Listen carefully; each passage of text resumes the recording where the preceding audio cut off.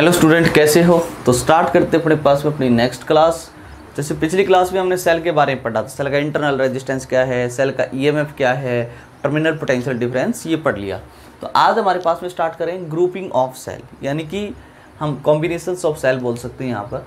तो grouping cell की यहाँ पर 3 तरीके से की जा सकती है। सबसे पहले सीरीज ग्रुपिंग होती है, फिर पैरेलल ग्रुपिंग होती है, और फिर कौन सी होती है आपके पास में, मिक्स्ड ग्रुपिंग होती है।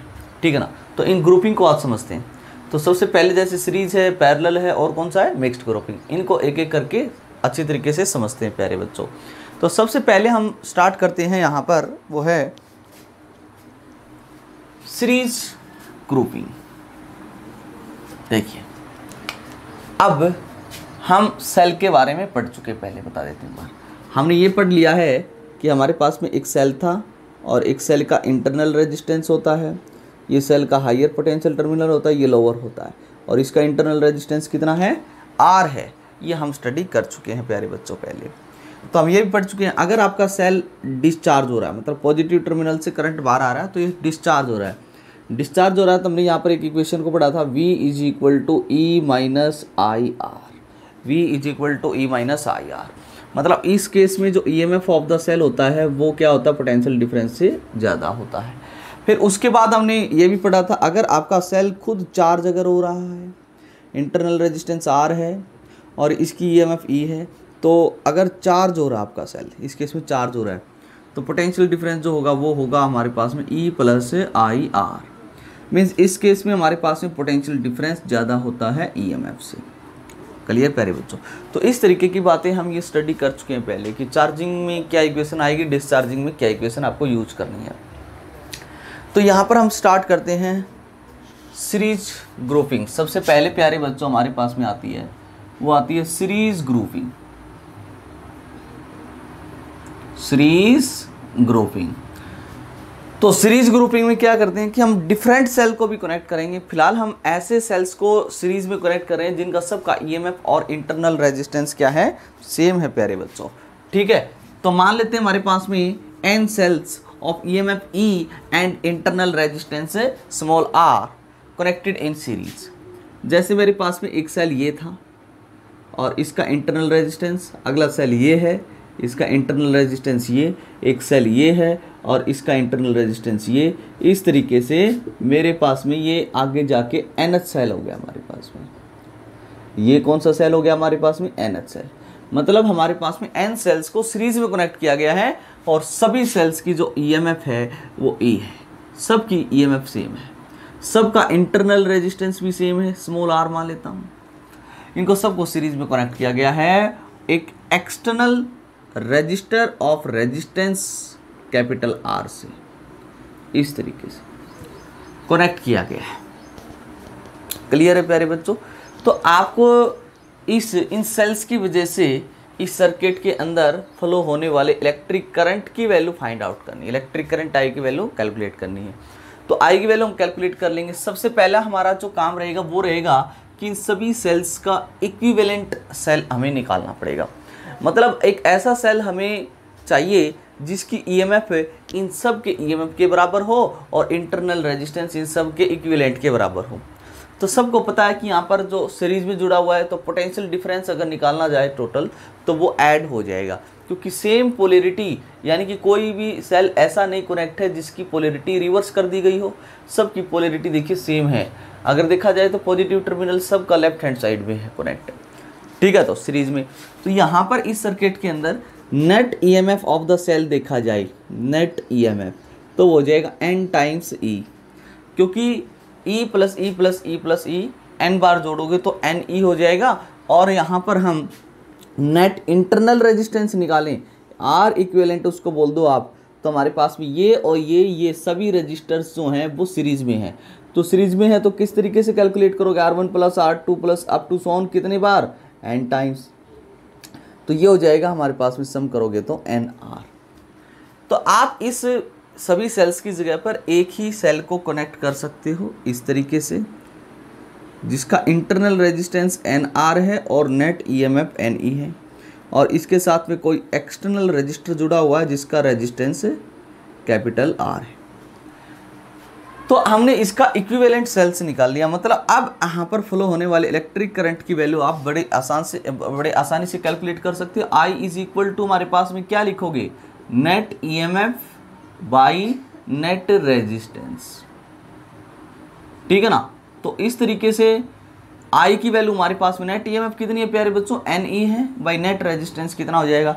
अब देखिए आप, ये जो रजिस्टर है और ये जो रजिस्टर है अपने पास में, दोनों ही रजिस्टर किस में आ गए हैं, सीरीज में। किस में आ गए हैं, सीरीज में। पैरेलल में नहीं है, ये सीरीज में नहीं है, तो डायरेक्ट रेजिस्टेंस कैलकुलेट करो, NR प्लस में कैपिटल R। तो ये इलेक्ट्रिक करंट आ जाएगा जब N सेल हमारे पास में सीरीज में कनेक्ट होते हैं प्यारे बच्चों। तो यहाँ पर कुछ स्पेशल केस बनते हैं। जैसे स्पेशल केस कैसे बनते हैं, देखिए आप, सबसे पहला केस ये है हमारे पास में कि जो NR है यानी कि इक्विवेलेंट इंटरनल रेजिस्टेंस जो है आपके पास में, अगर ये हमारे पास में as compare to capital R अगर बहुत ज़्यादा है, ठीक है ना, large, very large as compare to capital R, तो आप कैपिटल R को यहाँ पर नेग्लेक्ट कर दोगे और करंट की वैल्यू जो हमें मिलने वाली है वो मिलेगी NE by N small r। Capital R को यहाँ पर नेग्लेक्ट कर दिया गया। तो यहाँ पर देखिए N से N क्या हो जाएगा, कैंसिल। N से N क्या हो गया है, कैंसिल हो गया। N से N कैंसिल हो गया, तो वैल्यू जो बची है हमारे पास में वो बची है E बाई स्मॉल r। और आपको पता I इक्वल टू E एक सेल की EMF है और उसका इंटरनल रेजिस्टेंस कैपिटल R तो नेग्लिजिबल था हमारे लिए। तो प्यारे बच्चों हमारे पास में हमने जो ये करंट की वैल्यू मिली हमें E बाई R, ये जो करंट मिला है ये किसकी वजह से मिला है, due to single cell, due to single cell, एक सेल की वजह से करंट मिला है ये। अब एक सेल की वजह से करंट आपको चाहिए तो आपने इतने सारे सेल क्यों लगा रखे हैं, कोई ज़रूरत नहीं है। तो इसका मतलब हमारे पास में अगर एक्सटर्नल रेजिस्टेंस अगर बहुत छोटा है, बहुत स्मॉल है, तो हमारे पास में इतने N सेल्स लगाने का कोई लॉजिक नहीं है। तो हमारे लिए जो ये कॉम्बिनेशन होगा उस टाइम पे ये यूजलेस हो जाएगा। क्लियर है ना। हाँ, अगर आपके पास में देखिए नेक्स्ट स्पेशल केस नंबर 2 में अगर आपका एक्सटर्नल रेजिस्टेंस जो है ये वाला very large as compare to NR है, तो NR को नेग्लेक्ट किया जाएगा। तो I की वैल्यू आपको मिलने वाली है वो कितनी हो जाएगी, that is NE by R। मतलब I की वैल्यू मिली हमारे पास में N into E by R। मतलब ये जो करंट है वो है due to a single cell, but इसको N से मल्टीप्लाई कर दिया गया है। तो इस केस में करंट जो है वो N times electric current due to one cell, हमारे पास में करंट की वैल्यू मिल रही है हमारे पास में। तो ये हमारे पास में क्या हो जाएगा, ये जो इस केस में हम बोलेंगे हमारा सर्किट कैसा होगा, यूजफुल होगा। तो सीरीज कॉम्बिनेशन कोई खास बात नहीं थी, हमारे पास में हम पढ़ भी चुके हैं, क्योंकि हमें पता सीरीज में पोटेंशियल डिफरेंस ऐड हो जाता है और जो इंटरनल रेजिस्टेंस है सभी वो सीरीज में है, तो इक्विवेलेंट रेजिस्टेंस डायरेक्ट कैलकुलेट किया जा सकता है। सर्किट का equivalent resistance NR plus capital R हो गया, तो टोटल करंट ये हो गया। यहाँ पर कुछ स्पेशल केस, यानी कि बहुत सारे सेल्स आपके पास में अगर सीरीज कॉम्बिनेशंस में हैं तो वहाँ पर स्मॉल एक्सटर्नल जो रजिस्टर जिसको आप क्या करवाना चाहते हो, मतलब चलाना चाहते हो, यहाँ पर करंट यूज़ करना चाहते हो आप, तो इसकी वैल्यू जो होती है एज कम्पेयर टू इसके इक्विवेलेंट रेजिस्टेंस कम नहीं होनी चाहिए, क्योंकि हमारे पास में उस टाइम पे यहाँ से फ्लो होने वाला करंट यूजलेस होगा। क्लियर। हमें मैक्सिमम करंट कब मिलेगा, तभी मिलेगा जब एक्सटर्नल रेजिस्टेंस की value as compared to total equivalent resistance ज़्यादा होगी। क्लियर है बच्चों। वीडियोज़ को पॉज करो और इसको नोट कर लें आप।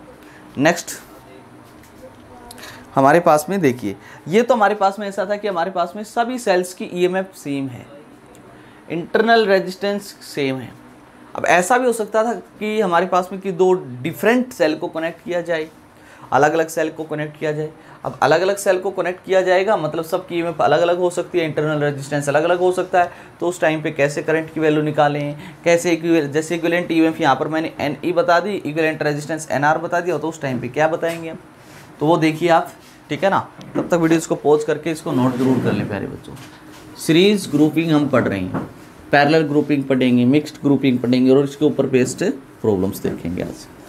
देखो अब हमारे पास में दो अलग अलग सेल को सीरीज में कनेक्ट करते हैं, इसी के अंदर है, सीरीज के अंदर ही, ठीक है ना।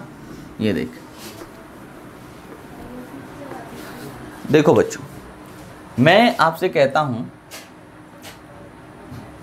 ये बात आप नोट जरूर कर ले। 2 different cell connects in series में कनेक्ट कर दिया जाता है। दो अलग अलग, 2 भी ले सकते हो, 3 भी ले सकते हो, 4 भी, कितने भी ले सकते हो आप, ठीक है ना। पहले मैं आपको बताता हूँ, सुन ध्यान से। हमारे पास में एक सेल ये था, इसका इंटरनल रेजिस्टेंस R1 है और इसकी EMF E1 है। एक सेल ये रहा हमारे पास में, इंटरनल रेजिस्टेंस R2 है और EMF E2 है। इस तरीके से इनको सीरीज में कनेक्ट कर दिया गया। तो मैं कहता हूँ, मान लेते हैं ये पॉइंट A आपका, ये पॉइंट B है, तो A पॉइंट और B पॉइंट के बीच में ऐसे बहुत सारे सेल कनेक्ट किए जा सकते हैं। इनके बीच का इक्विवेलेंट EMF निकालना है और इक्विवेलेंट इंटरनल रेजिस्टेंस, बिल्कुल आसान। अब सबको पता है कि हमारे पास में ये सेल्स हैं, सबकी पोलरिटी देखिए, इसकी पॉजिटिव पोलरिटी इधर, इसकी भी इधर है। मतलब जो नेट EMF यहाँ पर होगी वो तो ऐड हो जाएगी। तो नेट यानी कि इक्विवेलेंट EMF जो होगी हमारे पास में वो कितनी होगी, E1 प्लस में E2 होगी। एंड इक्विवेलेंट रेजिस्टेंस देखिए, दोनों रजिस्टर जो हैं सीरीज में हैं, तो R1 प्लस में R2 हो जाएगी। बट हमें प्रूव करना है इस चीज़ को किस तरीके से। मैं आपको बता चुका हूँ पिछली क्लास में, आप A और B के बीच का पोटेंशियल डिफरेंस निकाल लो। तो आप A से चलना स्टार्ट करो, तो A पॉइंट का पोटेंशियल लिखिए, फिर आगे चलिए। अब यहाँ से यहाँ जा रहे हो आप, higher potential terminal to lower potential terminal जा रहे हो, तो लोअर पोटेंशियल की तरफ जा रहे हो, डिक्रीज हो रहे हो, तो डिक्रीज के लिए माइनस साइन बताया था मैंने, और इसका जो EMF है वो E1 है। फिर देखिए, इसमें मान लेते हैं जो करंट है वो कुछ इस तरीके से फ्लो रहा है, ठीक है, ड्रो रहा। तो यहाँ पर देखिए, यहाँ पर पोटेंशियल डिफरेंस कितना होगा हमें पता है, दैट इज IR, यानी कि IR1। बट आप करंट इधर आ रहा है और करंट के अपोजिट डायरेक्शन में जा रहे हैं, क्योंकि करंट हमेशा हायर पोटेंशियल टू लोअर आता है, तो हम इसके अपोजिट में जा रहे हैं, ठीक है ना, हायर पोटेंशियल की तरफ जा रहे हैं, मतलब इंक्रीज हो रहे हैं, तो प्लस का साइन ले लेंगे। अब यहाँ पर फिर से डिक्रीज हो रहे हो, हाइट से लो जा रहे हो, तो माइनस का E2 हो जाएगा। फिर यहाँ पर करंट के फिर अपोजिट जा रहे हो, तो यहाँ का पोटेंशियल डिफरेंस प्लस ले लेंगे, that is IR2 is equal to जिस पॉइंट पर पहुंचे वहाँ का पोटेंशियल। अब VB को इधर ले आइए, तो आप VA माइनस VB आपको मिल जाएगा। E1 को उधर ले जाइए, प्लस हो जाएगा, E2 को उधर ले जाइए, प्लस हो जाएगा, IR1 को उधर ले जाइए तो माइनस का, IR2 उधर लेके गए तो माइनस का। तो VA माइनस VB मतलब A पॉइंट और B पॉइंट के बीच का पोटेंशियल डिफरेंस, ये कुछ ना कुछ आया होगा, मान लेता हूँ V, तो is equal to E1 plus में E2, यहाँ से माइनस I कॉमन ले लेते हैं, तो अंदर वैल्यू बचेगी R1 प्लस में R2, ये वैल्यू हमारे पास बची। और आप देखिए, ये दोनों ही सेल जो होते हैं वो डिस्चार्ज हो रहे हैं, और डिस्चार्ज हो रहे हैं तब हमारे पास में इक्वेशन क्या आई थी, हमारे पास में रिलेटिव इस इक्वेशन को कंपेयर कर सकते हो आप, किसके साथ कंपेयर कर सकते हो, compare it with V is equal to E minus IR।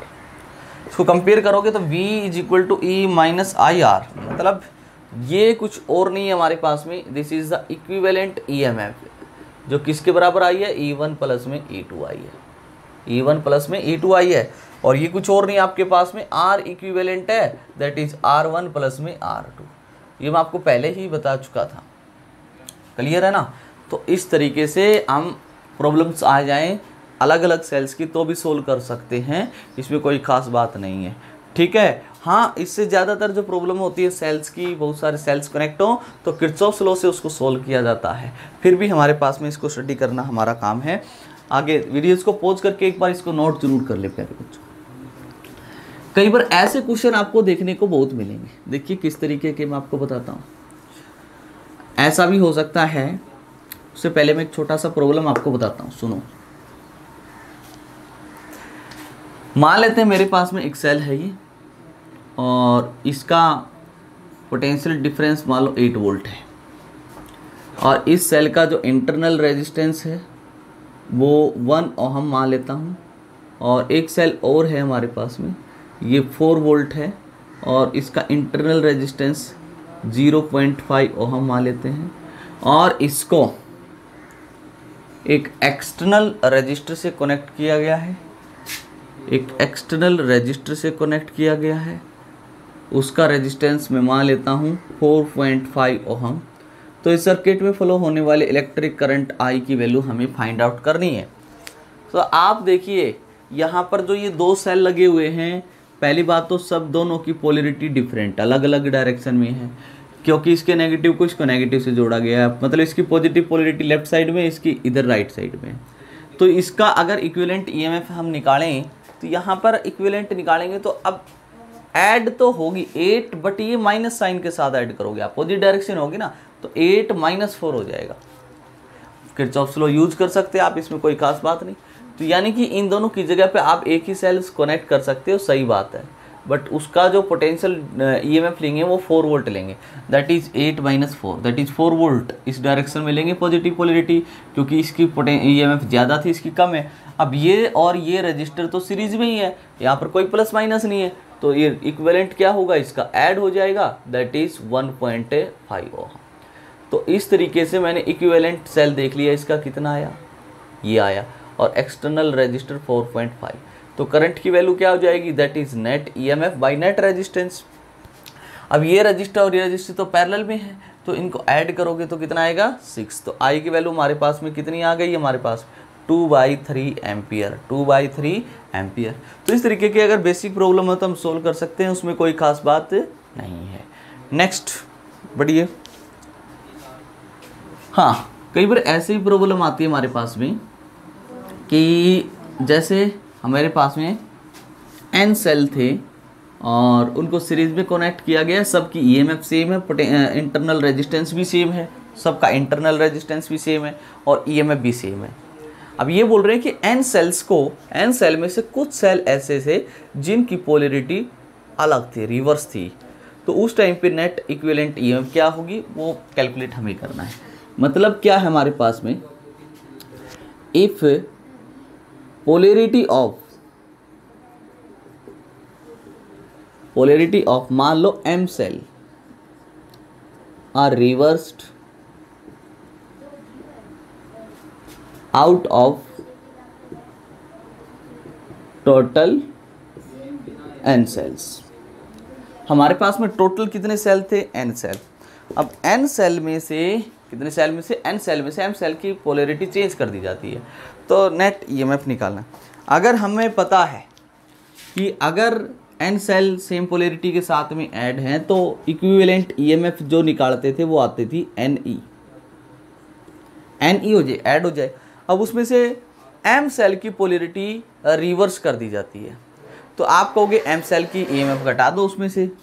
जैसे मैं आपसे पूछूं कि मेरे पास एक सेल ये है, इसका इंटरनल रेजिस्टेंस, एक सेल ये है, इसका इंटरनल रेजिस्टेंस, एक सेल ये है, इसका इंटरनल रेजिस्टेंस, एक सेल ये है, इसका इंटरनल रेजिस्टेंस, एक सेल ये है, इसका इंटरनल रेजिस्टेंस, एक सेल ये है, इंटरनल रेजिस्टेंस, ये भी 2 volt 2 volt 2 volt 2 volt 2 volt इस तरीके से।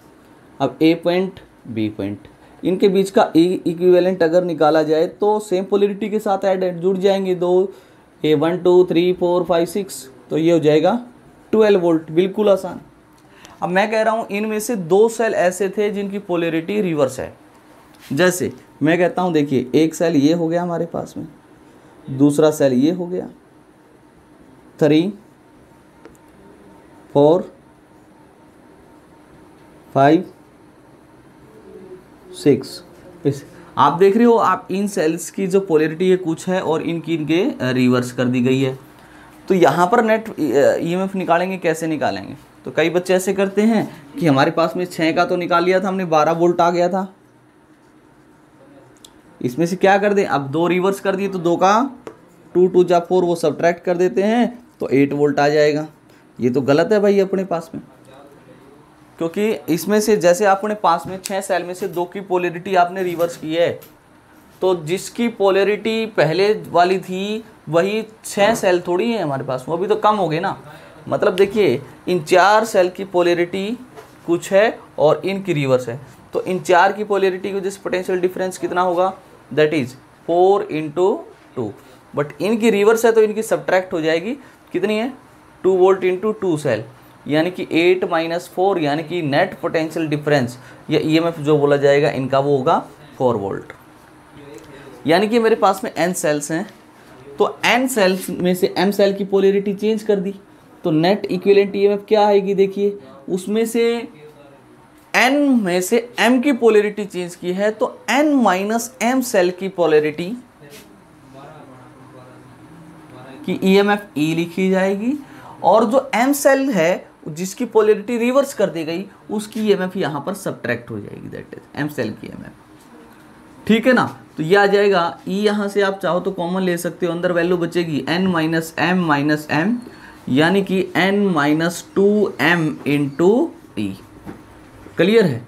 जैसे यहाँ पर टोटल सेल कितने थे हमारे पास में, टोटल यानी कि हर एक की ईएमएफ कितनी थी, पहले तो ई की वैल्यू रखी मैंने 2, टोटल सेल n कितने थे 6 माइनस 2 इंटू एम कितने की पोलैरिटी रिवर्स की है 2 की, तो ये आ जाएगा हमारे पास में 6 में से 4 गया 2 इंटू बार कितना 2, दैट इज 4 वोल्ट।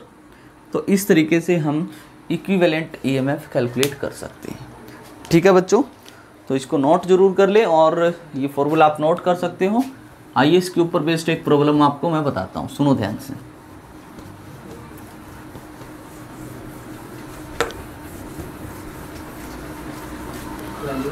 एक प्रॉब्लम हम देख लेते हैं यहाँ पर। ठीक, ये कहता है क्वेश्चन देखो ध्यान से, if 24 cells of EMF 2 volt, सबकी ईएमएफ 2 वोल्ट है एंड इंटरनल रेजिस्टेंस सबका 1 ओम है, are connected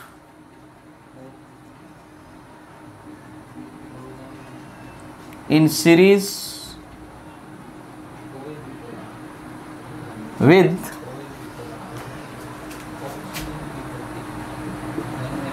external resistance of, यानी कि रेजिस्टेंस जो R की वैल्यू है वो मान लो 6 ओम है। ठीक है, देन करंट रो या फ्लो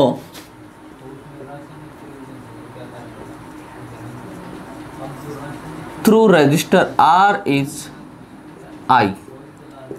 ठीक है, I करंट फ्लो हो रहा था हमारे पास में।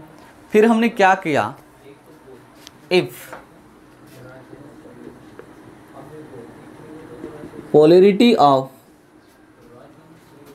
कितने सेल की, 6 सेल की ले लेते हैं, 6 cell are reversed, then current draw in resistor R is I dash, then find I by I dash, I by I dash, ये फाइंड आउट आपको करना है। सवाल समझ में आया? तो इसको हम बिल्कुल आसानी से कर सकते हैं। किस तरीके से बच्चों, ध्यान से देख।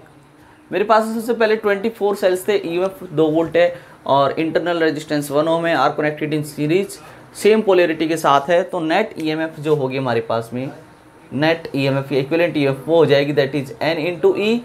तो n की वैल्यू है 24, ई की वैल्यू 2 यानी कि 48 वोल्ट हमारे पास में हो जाएगी। टोटल इक्विवेलेंट रेजिस्टेंस कितना हो जाएगा हमारे पास में, आर इक्विवेलेंट सभी सीरीज में है तो 1 ओम करके ये हो जाएगा 12, 24 थे ना तो 24 हो जाएगा, सॉरी। तो अब हमारे पास में अब सभी सेल्स का इक्विवेलेंट सेल निकाल लिया गया जिसका इंटरनल रेजिस्टेंस ये आया है। ठीक है, इसको थोड़ा सा कम ले लेते हैं, काफ़ी ज़्यादा हो गया, राइट। 0.5 ओम ले लेते हैं प्यारे बच्चों। तो 0.5 के 24 रजिस्टर सीरीज में जुड़े हुए हैं तो इक्विवेलेंट कितना आएगा, 12 ओम आ जाएगा और इसकी ईएमएफ आ जाएगी n इंटू ई यानी कि 48 वोल्ट। एक्सटर्नल रजिस्टर कनेक्ट है जिसका रेजिस्टेंस कितना आपको दिया गया है, 6 ओम। तो इसे ड्रॉ होने वाले करंट की वैल्यू निकालो, I की वैल्यू कितनी आ जाएगी, net EMF by net register. अब ये और ये दोनों ही किस में हैं, सीरीज में है, डायरेक्ट जुड़ जाएंगे, ये वैल्यू हो जाएगी 18। क्लियर है, बोलो। ठीक, कैंसिल करना चाहो तो कर सकते इसको, 9 पे 3 8 24, 3 3 9 यानी कि 8/3 एम्पियर वैल्यू जो आई, 8/3 एम्पियर आई हमारे पास में। ठीक है बोलो बच्चों, ओके। अब हमारे पास में क्या कहता है कि इनमें से n सेल में से यानी कि 24 सेल में से 6 सेल जो हैं उनकी पोलैरिटी है वो रिवर्स कर दी जाती है।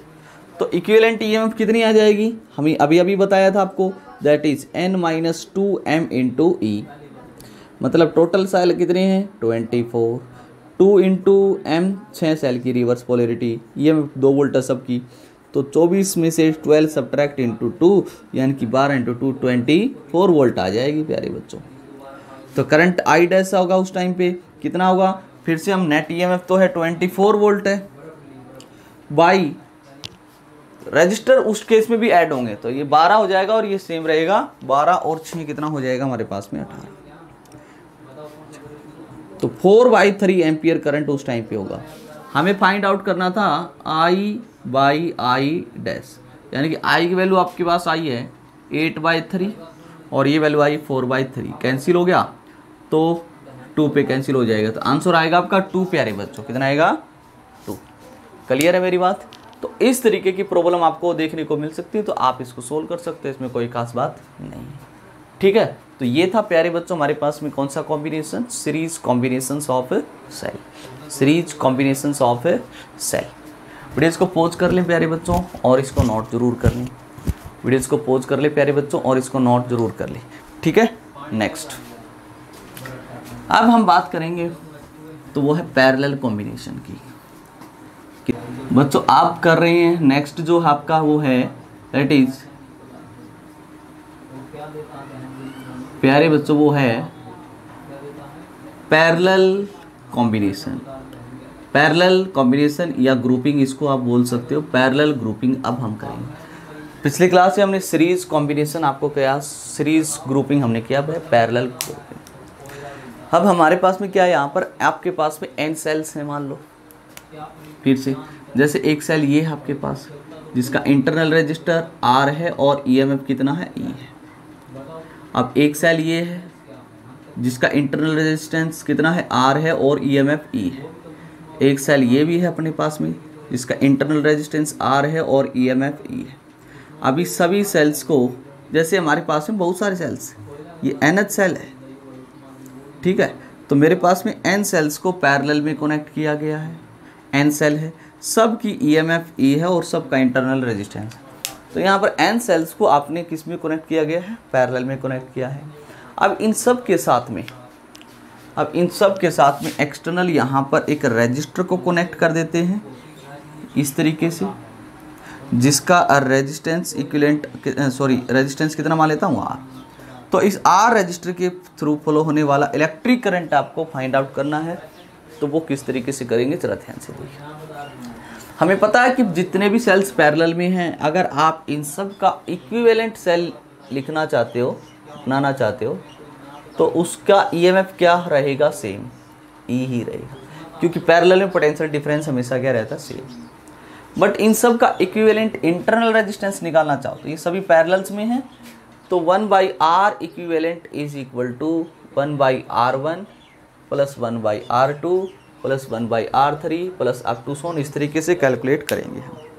अगर आप इस तरीके से कैलकुलेट करोगे तो इसको ऐड करोगे तो 1/ जो R इक्विवेलेंट की वैल्यू आएगी वो आएगी दैट इज n/R, और R इक्विवेलेंट हो जाएगा वो हो जाएगा दैट इज R/N, तो R/N हो जाएगा। इक्विवेलेंट रेजिस्टेंस जो है वो कम हुआ पहले के कंपैरिजन में, तो इसका मतलब ये हुआ हमने इसका इक्विवेलेंट सेल निकाल दिया है, तो इन सभी सेल की जगह एक ही सेल आप रख सकते हो। अब आप इन सब की जगह एक ही सेल कनेक्ट करोगे, ये कोई एक्सटर्नल रजिस्टर है मेरे पास में, ठीक है ना, ये एक्सटर्नल रजिस्टर R से कनेक्ट है, इसमें फ्लो होने वाले इलेक्ट्रिक करंट I की वैल्यू हमें फाइंड आउट करनी है। अब I की वैल्यू हम निकाल देंगे इसमें। अब ये रजिस्टर और ये रजिस्टर तो सीरीज में है, सो I की वैल्यू हो जाएगी यहाँ पर नेट EMF कितनी है, E है, by net register that is R plus में R/N हो जाएगा। तो ये करंट की वैल्यू हमें मिल चुकी है। अब यहाँ पर कुछ स्पेशल केस बनाते हैं, जैसे बिल्कुल स्पेशल केस नंबर 1 बना लेते हैं। अगर आपके पास में कैपिटल R जो एक्सटर्नल रेजिस्टेंस की value much more than small r, तो यानी कि कैपिटल R एक्सटर्नल रजिस्टर की जो रेजिस्टेंस की वैल्यू है वो इंटरनल रेजिस्टेंस के कंपैरिजन में ज़्यादा है, तो I की वैल्यू कितनी होगी हम देखेंगे। उस टाइम पे स्मॉल r को नेग्लेक्ट करेंगे तो करंट की वैल्यू आएगी दैट इज E/R, इसको 0 पुट कर दिया। ये तो करंट किसकी वजह से है, ये करंट है ड्यू टू एक सिंगल सेल की वजह से, सिंगल सेल। तो हमारे लिए ये करंट जो है इसका मतलब कैसा हो जाएगा, यूजलेस हो जाएगा। तो यानी कि हम एक पैरेलल में बहुत सारे सेल कनेक्ट करके उससे एक हैवी रेजिस्टेंस कनेक्ट करते हो तो हमारे लिए यूजलेस है। तो आपको सीरीज कॉम्बिनेशन यूज़ करना चाहिए उस टाइम पे, ठीक है। अब दूसरी बात क्या है हमारे पास में, स्पेशल केस नंबर 2B। अगर हमारे पास में मैं बोलता हूँ कि अब की बार कैपिटल R जो एक्सटर्नल रेजिस्टेंस की वैल्यू बहुत कम है as compared to small r, तो कैपिटल R को नेगलेक्ट करोगे तो करंट की वैल्यू आपको मिलने वाली है E/R/N। N ऊपर चला जाएगा तो करंट की वैल्यू होगी दैट इज NE/R, मतलब जो N टाइम्स E/R, मतलब ये क्या है, यहाँ पर करंट जो होगा वो क्या हो जाता है, N times current due to single cell. एक सेल की वजह से जो करंट है प्यारे बच्चों I/R, उसको N टाइम्स करंट की वैल्यू बढ़ गई, यानी कि हमारे लिए ये जो सर्किट होगा अब वो यूजफुल होगा, ठीक है। अगर बहुत सारे सेल आपने सीरीज में कनेक्ट कर रखे हैं तो उससे हैवी रेजिस्टेंस कनेक्ट कीजिए ताकि आपको करंट मैक्सिमम मिले, और अगर पैरेलल में कनेक्ट कर रखे हैं तो आपको करंट मैक्सिमम के लिए आपको एक लो रेजिस्टेंस कनेक्ट करना पड़ेगा। क्लियर है बच्चों, ठीक है ना। तो ये तो बिल्कुल बेसिक सा है पैरेलल कॉम्बिनेशन। अब सेम ईएमएफ और सेम इंटरनल रेजिस्टेंस के सेल्स कनेक्ट हों पैरेलल में। अब बात करते हैं कि हमारे पास में एक से ज़्यादा सेल और सबकी ईएमएफ और इंटरनल रेजिस्टेंस अगर डिफरेंट हो और उनको पैरेलल में कनेक्ट किया जाए तो उस टाइम पे इक्विवेलेंट ईएमएफ और इक्विवेलेंट रेजिस्टेंस क्या आएगा वो हम चेकआउट कर लेते हैं बच्चों। आइए हेडिंग डाल लो इसमें नोट करके कि two cells of different EMF and different internal resistances connected in parallel with external resistance R. तो उस टाइम पे हम कैसे सोल्व करेंगे सर्किट को उसको देख लेते हैं। सबसे पहले हमें क्या करना होगा, इक्विवेलेंट ईएमएफ निकालनी पड़ेगी उनके और इक्विवेलेंट इंटरनल रेजिस्टेंस कैलकुलेट करना होगा, फिर उसको हम सोल्व करेंगे बच्चों। देखिए ज़रा ध्यान से, मान लेता हूँ मेरे पास में एक सेल है और इसका इंटरनल रेजिस्टेंस R1 है और इसकी ईएमएफ E1 है, और एक सेल ये था मेरे पास में, इंटरनल रेजिस्टेंस R2 है और इसकी ईएमएफ E2 है। अब इन दोनों को आपस में कनेक्ट कुछ इस तरीके से कर देते हैं। Let this point is A and this point is B। मान लो इस सेल ने कितना करंट ड्रॉ किया इस ब्रांच के अंदर I1 और इसमें कितना I2 हो रहा है, तो I1 इधर से I2 इधर से दोनों मिलके जंक्शन पे टोटल करंट कितना हो जाएगा I। यहाँ से भी इसका मतलब IR डिवाइड हो गया। क्लियर है बच्चों, ठीक है ना, इस तरीके से। तो अब इसको सोल्व करते हैं। चलो, तो हमें क्या करना है, इन दोनों सेल्स की जगह पर एक ही सेल कनेक्ट करना है, इक्विवेलेंट ईएमएफ निकालना है।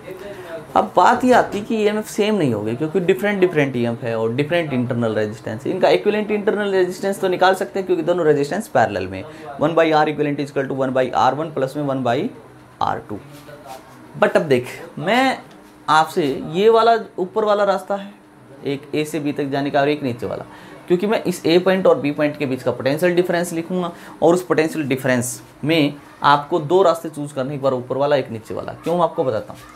और यहाँ पर एक बात और पता है आपको कि जो इलेक्ट्रिक करंट I है वो किसके बराबर हो जाएगा, वो हो जाएगा I1 प्लस में I2।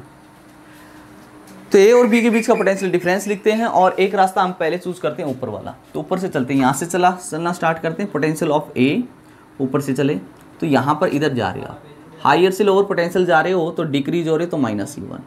करंट ऐसे आ रहा है, करंट के अपोजिट जा रहे हो तो रजिस्टर के अक्रॉस पोटेंशियल डिफरेंस प्लस आ जाएगा, दैट इज I1R1। और वापस बी पॉइंट पर पहुंच गए तो is equal to B point का पोटेंशियल VB को इधर ले आइए तो VA minus VB is equal to E1 उधर लेके गया, माइनस का I1R1 उधर लेके गया। तो VA माइनस VB, मान लो A और B के बीच का पोटेंशियल डिफरेंस V है तो V इज इक्वल टू लिखा जा सकता है E1 माइनस I1R1। I1R1 को इधर ले आइए आप तो I1R1 इज इक्वल टू आ जाएगा that is E1 minus V, और यहाँ से I1 की वैल्यू हमने कैलकुलेट कर ली that is E1 minus V by कितना आ जाएगा R1। ये हमने I1 की वैल्यू निकाली। अब इस तरीके से हम I2 की वैल्यू निकालेंगे। चलो यहाँ से चलना स्टार्ट करते हैं। पोटेंशियल ऑफ पॉइंट A चले चले चले चले, यहाँ पर फिर से आप डिक्रीज हो रहे हो, हाइयर से लोअर जा रहे हो तो माइनस का A2, यहाँ पर प्लस का I2 R2 is equal to potential of point B. VB को इधर ले आइए तो हमारे पास में VA minus VB is equal to E2 को उधर ले जाइए, E2 माइनस का कितना आ जाएगा I2 R2। तो A और B के बीच का पोटेंशियल डिफरेंस V मानना है, तो that is E2 minus I2 R2। यहाँ से भी हम I2 की वैल्यू निकाल सकते हैं, तो वैल्यू मिलेगी आपको E2 minus V by R2। और आपने जो I1 और I2 की जो वैल्यू फाइंड आउट की है वो कहाँ पुट कर सकते हो आप, इस इक्वेशन में आप पुट कर सकते हो। तो हम इस इक्वेशन में पुट करेंगे तो देखिए I की वैल्यू कितनी मिलेगी। I की वैल्यू I1 कितनी है, that is E1 minus V by R1 plus में ये कितनी value E2 minus V by R2। अलग अलग से लिख दीजिए तो I की वैल्यू कितनी आ जाएगी, ये आ जाएगी E1 by R1 minus V by R1 plus कितना आ जाएगा बोलो, E2 by R2 minus V by R। तो I की वैल्यू जो आई हमारे पास में देखिए वो आई E1 बाई R1 और ये लिख लेते हैं इसके साथ में E2 by R2 minus V by R1 minus V by R2। Minus V common लेने से अंदर क्या बचेगा, माइनस का V कॉमन लेने से अंदर बचेगा 1 बाई R1 प्लस में 1 बाई R2। इस तरीके से ये मेरे पास में एक इक्वेशन आई। तो बच्चों अब करते क्या, हम यहाँ से V की वैल्यू फाइंड आउट करते हैं। तो इस पूरे फैक्टर को उधर ले जाते हैं, V into 1 by R1 plus 1 by R2 is equal to इधर है E1 by R1 plus E2 by R2 minus I। तो इस पूरी इक्वेशन को मैं V की वैल्यू निकालना चाहता हूँ तो इस फैक्टर से डिवाइड कर दीजिए। यहाँ पर डिवाइड करोगे तो बचेगा V इज इक्वल टू, इसको भी डिवाइड कीजिए E1 by R1 plus E2 by R2, इसको भी डिवाइड किया मैंने किससे, 1 by R1 plus 1 by R2 से, माइनस इसको भी डिवाइड कीजिए तो I बाई कितना आ जाएगा, ये भी 1 बाई R1 प्लस में 1 बाई R। इसको ऐसा भी लिखा जा सकता है इंटू I, इसको डिवाइड कर दिया। फिर से हम इस इक्वेशन को कंपेयर करेंगे बच्चों V is equal to E minus I R से। जब इस इक्वेशन से कंपेयर आप करोगे, प्यारे बच्चों एक बार वीडियोस को पॉज करके इसको नोट जरूर कर लें, वीडियोस को पॉज करके नोट जरूर कर लें। तो मैं आपको बता रहा हूँ इसको कंपेयर करते हो तो आपको नेट EMF मिल गई है, इन दोनों सेल्स की इक्विवेलेंट EMF मिल चुकी है आपको। ज़रा देखना कितनी आ गई, दिस इज E, पूरा ये E हो गया। तो इक्विवेलेंट EMF जो हो गई हमारे पास में वो हो गई है प्यारे बच्चों E1 by R1 plus E2 by R2 by 1 by R1 plus 1 by R2। ये तो हो गई इक्विवेलेंट EMF अपने पास। और इक्विवेलेंट रेजिस्टेंस जो होगा वो कितना होगा, that is I into R, that is 1 by R1 1 by R2। इसको पलटी मारोगे तो 1 by R equivalent is equal to आ जाएगा 1 by R1 plus 1 by R2। This is, ये तो मैंने आपको पहले ही बता था। दो सेल अपने पास में कनेक्ट थे बच्चों, क्लियर है मेरी बात, ठीक है। तो वीडियोस को पॉज करके प्यारे बच्चों नोट कर लो, दो डिफरेंट सेल भी अगर पैरेलल में कनेक्ट हैं तो हम उनके इक्विवेलेंट EMF निकाल सकते हैं, इक्विवेलेंट इंटरनल रेजिस्टेंस भी हम कैलकुलेट कर सकते हैं, ठीक है। अब देख इसके ऊपर एक बेस्ड एक प्रॉब्लम देख लेते हैं। जैसे मैं आपसे ऐसा बोलता हूँ कि एक सेल है मेरे पास में और इसका EMF 3 वोल्ट है, इसका इंटरनल रेजिस्टेंस जो है वो 0.5 ओम है, और यहाँ पर भी एक सेल है और इसका इंटरनल रेजिस्टेंस 1 ओम है, और ये है हमारे पास में 6 वोल्ट, या कुछ और ले लेते हैं, लेट दिस इज 3 वोल्ट। दोनों को पैरेलल में कनेक्ट किया गया है। तो आपको इन दोनों का इक्विवेलेंट सेल निकालना है, इक्विवेलेंट सेल लिखना है, EMF लिखनी है और रेजिस्टेंस निकलना है। तो आपको बिल्कुल आसानी से ए इक्विवेलेंट निकलने का क्या तरीका बताओ, ये रहा E1 बाई R1 मतलब 3 बाई R1, 3 बाई 0.5 प्लस में E2 बाई यानी कि 3 by 1 by 1 by R1 plus 1 by, तो ये आएगा 6, ये वैल्यू हो जाएगी 3 बाय, ये कितना हो जाएगा हमारे पास में, दैट इज़ 2 प्लस 1 बाई 1, ये कितना है 1 है, यानी कि 9 बाई 3 ये आ जाएगा 3 वोल्ट, ठीक है। और 1 by R equivalent is equal to 1 by R1 यानी कि 0.5, 1/r। तो 1/r इक्विवेलेंट की वैल्यू जो आई वो आई 2 + 1 3। कितनी आई? 3 आई। तो r इक्विवेलेंट कितनी आ जाएगी? पलटी मार दो 1/3 ओम। तो इन दोनों सेल की जगह पर आप एक ही सेल यूज कर सकते हो इस तरीके का, जिसका पोटेंशियल डिफरेंस कितना आ जाएगा? 3 वोल्ट आ जाएगा। और इंटरनल रेजिस्टेंस कितना लिखेंगे? 1/3 ओम। ठीक है ना? तो हमने इक्विवेलेंट सेल निकाल दिया इसका। क्लियर है बच्चों? तो ये प्रॉब्लम थी। हो सकता है ये डिफरेंट पोलैरिटी के साथ भी ऐड हो। चलो देख लेते हैं इसके ऊपर बेस्ड प्रॉब्लम एक। देखिए, हाँ वीडियोस को पॉज करके बच्चों नोट जरूर कर लें इसको। देखिए एक प्रॉब्लम और बताते हैं आपको। मान लो मेरे पास में एक सेल ये 6 वोल्ट ईएमएफ है, इंटरनल रेजिस्टेंस 1 ओम। एक सेल ये है, एक सेल ये है मेरे पास, ये हमारे पास में 3 वोल्ट ईएमएफ है, इंटरनल रेजिस्टेंस 1 ओम ले लेते हैं। मेरे को इन दोनों के बीच की क्या निकालनी है? इक्विवेलेंट ईएमएफ निकालनी है। तो अब इसकी पोलैरिटी देखिए और इसकी पोलैरिटी अलग अलग है। तो यहाँ पर E इक्विवेलेंट निकालोगे तो ये तो आएगा हमारे पास में, दैट इज E1/R1। तो ये अलग पोलैरिटी है, डिफरेंट पोलैरिटी होगी, रिवर्स होगी, तो दैट इज माइनस का E2/R2 बाई 1/R1 + 1/R2। मतलब 6 - 3 आया ऊपर, नीचे आया 1 + 1 यानी कि 3/2 वोल्ट। ये हो गया हमारे पास 1.5 वोल्ट। क्लियर? इक्विवेलेंट रेजिस्टेंस आप कैलकुलेट कर सकते हो। अगर ऐसी बिल्कुल बेसिक प्रॉब्लम आपको मिल जाए तो आप उसको सोल्व कर सकते हो, उसमें कोई खास बात नहीं है बच्चों। क्लियर है? ठीक है। तो ये था हमारे पास में कौन सा कॉम्बिनेशन? आपके पास में था पैरेलल कॉम्बिनेशंस। ठीक है बच्चों। तो नेक्स्ट हमारे पास में है वो है मिक्स्ड ग्रुपिंग। कैसा है? Mixed grouping. तो करने जा रहे हैं प्यारे बच्चों हमारे पास में सेल की मिक्स्ड ग्रुपिंग। कौन सी? Mixed grouping of cell. पिछली क्लास में हम इसकी सीरीज कॉम्बिनेशन पढ़ चुके हैं, पैरेलल कॉम्बिनेशन पढ़ चुके हैं। आज हम जो पढ़ने जा रहे हैं इसका मिक्स्ड ग्रुपिंग, यानी कि बहुत सारे सेल होंगे जिनको हम मिक्स्ड करेंगे आपस में। बहुत सारे सेल्स को रो में, कॉलम्स में हम ऐड करने वाले हैं और उनके साथ में एक एक्सटर्नल रजिस्टर को कनेक्ट करने वाले हैं। तो हेडिंग डालो मिक्स्ड ग्रुपिंग। तो हमारे पास में क्या लेते हैं इसके अंदर? Total number of sales.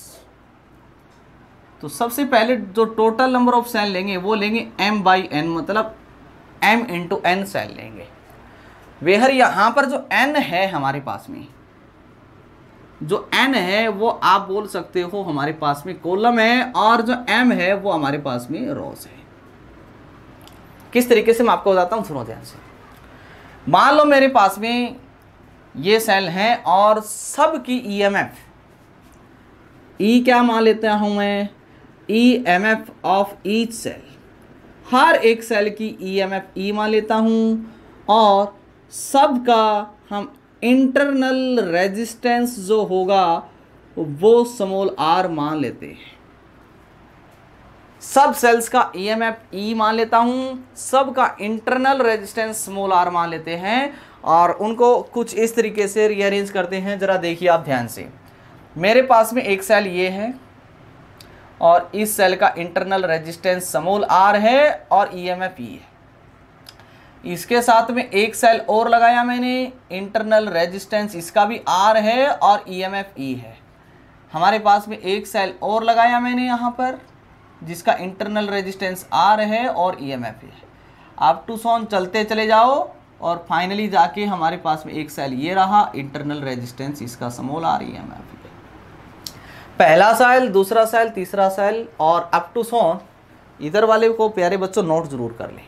पढ़ रहे हैं मिक्स्ड ग्रुपिंग। क्या पढ़ रहे हैं? Mixed grouping. वीडियोस को पॉज करके नोट जरूर करते चले जाएं, ठीक है ना? ओके। सेल कितने होंगे? m × n। तो ये आपका यहाँ पर nth सेल है और ये एक पूरी रो बनाई है। इसको बोल दो आप प्यारे बच्चों फर्स्ट रो। क्या बोल दो इसको? First row. इसी तरीके से एक लेडार और ले लेते हैं। इधर देखिए मेरे पास में एक सेल ये रहा, इंटरनल रेजिस्टेंस ये रहा इसका, एक सेल ये रहा, इंटरनल रेजिस्टेंस ये रहा, सेल ये, internal resistance. Up to so on एक सेल ये रहा। ये भी कौन सा सेल है, इसमें NH cell, first second third fourth up to so on NH cell. But ये हमारे पास में है सेकंड रो। कौन सी रो है, सेकंड रो।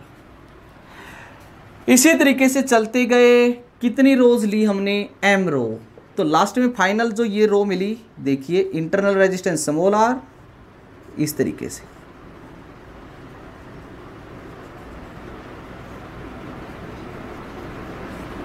ठीक है ना, सबकी EMF E है प्यारे बच्चों,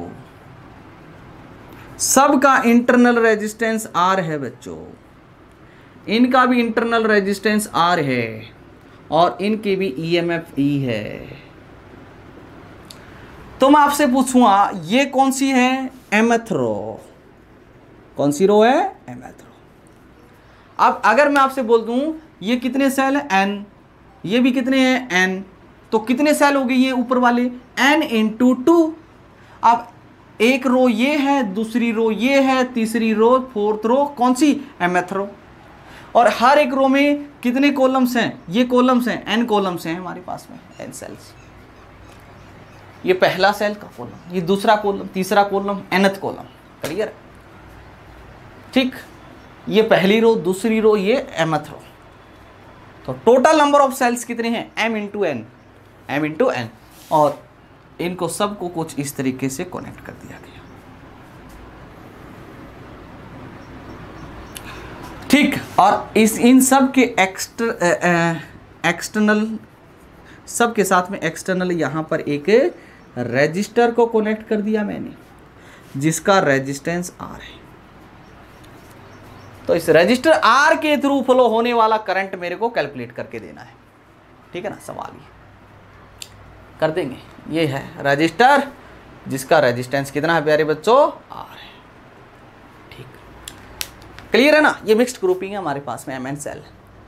मैं इसका इन सब का इक्विवेलेंट सेल निकालने की कोशिश करते हैं सबसे पहले। तो एक बात बताइए, ये जो रो है इनमें जो सेल लगे हुए हैं n सेल, वो सब सीरीज में है। सब सीरीज में है तो सबकी EMF ऐड हो जाएगी। सबकी EMF ऐड हो गई हमारे पास में, तो ऐड हो जाएगी EMF कितनी मिलेगी आपको, दैट इज NE। कितनी मिलेगी, NE। और सबका internal resistance R1 plus R2 plus R3 जुड़ेगा, n टाइम्स जुड़ेगा, सीरीज में है तो डायरेक्ट जुड़ जाएगा। तो मैंने इस पूरी लेडार की जगह पे, इस पूरी रो की जगह पे एक ही सेल एडजस्ट कर सकते हैं जिसकी नेट EMF NE और इंटरनल रेजिस्टेंस NR होगा। क्लियर है मेरी बात। अब देख, अब इन सब की जगह पर भी हम एक सेल ऐड कर सकते हैं जिसका EMF कितना होगा, NE और net EMF internal resistance NR, up to so on. इस तरीके से ये mth रो है, इसका भी इक्विवेलेंट एक सेल फाइंड आउट कर दिया हमने कुछ ऐसा। इसका भी इंटरनल रेजिस्टेंस NR और नेट EMF NE, और सभी ऐसे पैरेलल में जुड़े हुए हैं। और इन सब के एक्सटर्नल में क्या जुड़ा हुआ है कि रजिस्टर, जिसका रेजिस्टेंस R है। इसमें से फ्लो होने वाले करंट की वैल्यू हमें फाइंड आउट करनी। सर्किट छोटा हुआ क्या नहीं हुआ, बोलो, हुआ ना छोटा, छोटा सर्किट हुआ। ये इसको हम ऐसे लिख सकते हैं। ठीक है, हाँ, वीडियो को पॉज करके आप नोट जरूर करते चले जाएं। वीडियोस को पॉज करके प्यारे बच्चों नोट जरूर करते चले जाएं। अब देख, और भी छोटा बना लेते हैं। कैसे, देखना जरा। अब हमारा ये सर्किट हो गया, मिक्स्ड ग्रुपिंग है, बहुत सारे सेल जुड़े हुए हैं यहां पर। अब ये सभी सेल किस में जुड़े हुए हैं, अब इन सभी सेल्स का इक्विवेलेंट सेल लिखना मेरे को। इन सभी सेल की जगह पर एक ही सेल जोड़ना है, और इसकी EMF कितनी हो जाएगी, दैट इज NE। क्योंकि पैरेलल में EMF सेम रहेगी, पोटेंशियल डिफरेंस सेम रहता है, बट इंटरनल रेजिस्टेंस कितना होगा, ये सभी इंटरनल रेजिस्टेंस हैं वो पैरेलल में। तो इनका equivalent resistance 1/R equivalent is equal to 1/R1 plus 1/R2 plus 1/R3 plus up to so on M times. तो 1/R equivalent is equal to आ गया प्यारे बच्चों, M टाइम्स जोड़ोगे तो M/NR। इसको पलट दो आपको तो R इक्विवेलेंट की वैल्यू मिली, दैट इज NR/M। इसका इंटरनल रेजिस्टेंस NR/M रख सकता हूँ। तो इन सभी सेल्स की जगह पर भी वो एक सेल लगा सकते हैं, यानी कि सभी सेल जो मिक्स्ड ग्रुप किए थे मैंने, सब का इक्विवेलेंट हमने कैलकुलेट कर लिया। ठीक है ना, सब का इक्विवेलेंट। कितना टाइम लगेगा, कितना टाइम होगा, 10 सेकंड, ठीक है ना, ये आ गया भाई। अब उसके बाद में इसको हमने किससे कनेक्ट कर रखा है, ध्यान से देखें, तो एक एक्सटर्नल रेजिस्टर से जिसका रेजिस्टेंस R है।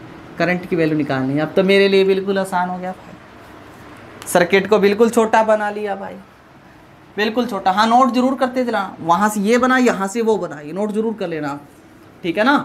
ओके अब देखो, अब इसमें फ्लो होने वाला करंट की वैल्यू, करंट की वैल्यू क्या होगी, net EMF by net resistance. अब ये रेजिस्टेंस और ये रेजिस्टेंस तो सीरीज में होगी ना, करंट की एक ही डायरेक्शन होगी ना, that is R plus N R by M, ये करंट की वैल्यू। फिर से स्पेशल केस बनाते हैं प्यारे बच्चों। अब यहां पर क्या करना आपको, इस करंट को ऊपर भी एन और एम मिक्स हो गए यहाँ पर, तो यहाँ पर एलसीएम लेके इसको सोल्व करते हैं एक बार। तो N I is equal to, इसका इसके साथ करोगे तो that is M R by N R by M आएगा, बाई एम को ऊपर ले जाओ तो एन ही पहले ऑलरेडी था, ये करंट की वैल्यू आई। मेरे को ये करंट जो है प्यारे बच्चों वो मैक्सिमम चाहिए, ये करंट की जो वैल्यू है मेरे को मैक्सिमम चाहिए। तो मैक्सिमम तभी होगा, ये वैल्यू मैक्सिमम तभी होगी जब इस वैल्यूज का जो डिनोमिनेटर है वो मिनिमम होगा, तभी तो होगा ना मैक्सिमल। अब इसको मिनिमाइज करना, यानी कि किसको मिनिमाइज करना है आपको, करना M R plus N R, इसको हम मिनिमाइज करना चाहते हैं, कर लेंगे। इसको क्या लिखा जा सकता है, अंडर रूट एम आर का स्क्वायर लिख लेते हैं, इसको लिख लेते हैं अंडर रूट एन का आर का स्क्वायर, है तो सेम चीज। अब -2 under root M R under root N R मैंने सब्ट्रैक्ट किया और यही चीज ऐड कर देते हैं, वही चीज सब्ट्रैक्ट वही ऐड और वही सब्ट्रैक्ट कर दिया, कोई फर्क पड़ने वाला नहीं। अब हमारे पास में ये यहां तक एक formula, A square plus B square minus 2ab means a minus B का होल स्क्वायर और प्लस में है 2, ये वैल्यू हो जाएगी अंदर M N small R capital R, ये वैल्यू। यानी कि हमारे पास में M R minus N R square root इसका होल स्क्वायर प्लस में 2mn small R capital R, ये वैल्यू मिनिमाइज करनी मेरे को। अब ये तो हमारे पास में मिनिमाइज कैसे करें, mn को हम सोल्व कर सकते हैं, बट हमें ये पूरी वैल्यू मिनिमाइज तब मिल सकती है जब ये पूरी वैल्यू क्या होगी हमारे पास में 0, क्योंकि ये नेगेटिव तो हो नहीं सकती, स्क्वायर वैल्यू हो ना हमारे पास में, नेगेटिव नहीं सकती, कम से कम 0 हो सकती है। ये 0 का मतलब क्या हुआ, square root of M R minus square root of N R का स्क्वायर की वैल्यू ये 0, मतलब under root of M R minus under root of N R is equal to 0, मतलब under root of M R is equal to under root N R, square root cancel हो गया, तो M R is equal to N R, यानी कि R is equal to N R by M. ध्यान से देख, this is the external resistance, this is the external resistance and this is the internal resistance equivalent internal resistance of the cells or battery। आपको current तब मिल सकता है जब internal equivalent resistance external resistance के equal होगा, तब जो circuit में फ्लो होने वाला इलेक्ट्रिक करंट होगा वो ये वैल्यू जो होगी मैक्सिमम होगी। This is the conditions for maximum current in mixed grouping of the many cells, ठीक है ना। यहां से सवाल कैसे बनते हैं जरा देख, हाँ इसको वीडियो को पॉज करके प्यारे बच्चों नोट जरूर कर लें। सवाल कैसे बनते हैं सुन ध्यान से। मैं कहता हूं मेरे पास में जैसे कि एक सवाल है कि 24 सेल है मेरे पास में, कितने सेल हैं 24, टोटल नंबर ऑफ सेल्स कितने हैं 24। एक सवाल मेरे पास में टोटल सेल आपको दे दिए जाते हैं 24, यानी कि m इंटू n बराबर 24। अब हर एक सेल की EMF जो है वो दे दी जाती है 2 वोल्ट। हर एक सेल का इंटरनल रेजिस्टेंस दे दिया जाता है 0.5 ओम और एक एक्सटर्नल रेजिस्टेंस दे दिया जाता है हमारे पास में मान लो 3 ओम। तो इस रजिस्टर में से फॉलो होने वाले करंट की वैल्यू निकालनी है, सॉल्व करना है। करंट नहीं, मैक्सिमम करंट निकालना है, मैक्सिमम करंट थ्रू आर कैसे निकाल देंगे। अब मैक्सिमम करंट के लिए हमें पता है कि एक्सटर्नल रेजिस्टेंस जो है वो एन आर बाई एम के बराबर होना चाहिए, equivalent internal resistance current, that is 3 ohm N into this is 0.5 by M. इसको इधर ले आओ, या दैट इज 0.5 को इधर लेके आपको नीचे आएगा, यानी कि वैल्यू हो जाएगी 6 is equal to N by M, यानी कि n is equal to 6m। एक कंडीशन ये मिली और एक कंडीशन ये रही है हमारे पास में, n की वैल्यू वहां पर पुट कर देते हैं तो हमारे पास में वैल्यू हो जाएगी m into 6m is equal to 24। इसको इधर ले आइए तो m स्क्वेयर की वैल्यू मिल जाएगी 4, तो m की वैल्यू आ जाएगी हमारे पास में 2। अगर m की वैल्यू यहां पुट कर देते हैं तो आपको n की वैल्यू मिल जाएगी हमारे पास में, दैट इज 12। n क्या था? n था एक रो में कितने सेल हैं, यानी कि एक सेल, 2 सेल, 3 सेल और ये, यानी कि ये पहला सेल है, ये दूसरा है, ये तीसरा और ये 12वां सेल। 12 सेल ऐसे और 12 सेल ऐसे, ऐसे आपको कनेक्ट करने हैं। यही आंसर था। पहली बात तो यही निकालनी थी आपको। 2 आपके पास रो बनेगी, कॉलम बने 12, इस तरीके से सेल जोड़ने पड़ेंगे आपको, तब इनसे एक्सटर्नल रजिस्टर आपने जोड़ा है जिसकी वैल्यू हमारे पास में 3 ओम है। इसमें से पहले होने वाला करंट जो होगा वो आपको मैक्सिमम मिलेगा। करंट की वैल्यू निकाल लो। करंट की वैल्यू कितनी आई थी? MN E by MR plus में NR।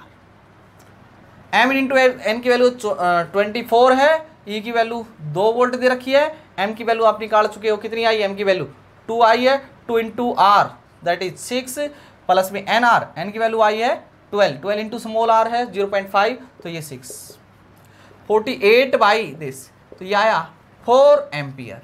तो इस सर्किट में फ्लो होने वाला जो मैक्सिमम करंट होगा वो 4 एम्पियर होगा बच्चे।